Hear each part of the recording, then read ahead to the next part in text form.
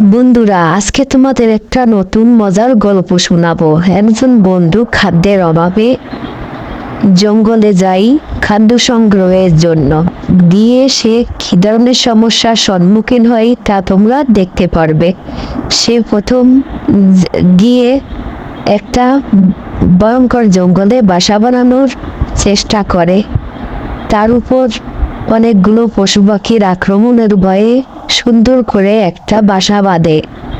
সেই বাসায় রাত্রি যাপন করার জন্য উপযুক্ত করার চেষ্টা করে। তোমরা দেখতে পারছো বন্ধুরা, সে অনেক খড়কুটা বাঁশ ইত্যাদি ইত্যাদি কেটে সংগ্রহ করছে এবং সে একটা নিজের থাকার পরিবেশ তৈরি করার চেষ্টা করছে, কারণ এখানে দিনের বেলা চলাচল করলে মারাত্মক ভয়ের ঝুঁকি থাকে।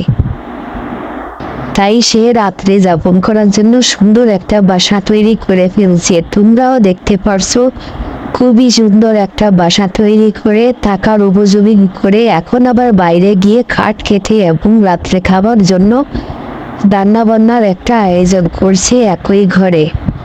এবং এটার নিচে থাকলেও অনেক বন্য পশু পাখির ভয়ে তার সমস্যা হতে পারে, তাই এটা উপরে বাঁধার চেষ্টা করছে।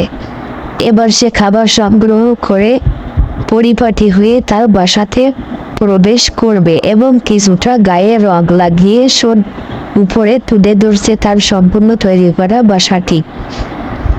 আমরা দেখতে পাচ্ছি বন্ধুরা, সে এখন তার বাসাতে উঠে গিয়ে উপরে রশি দিয়ে টেনে ঝুলন্ত অবস্থায় বসবাস করা শুরু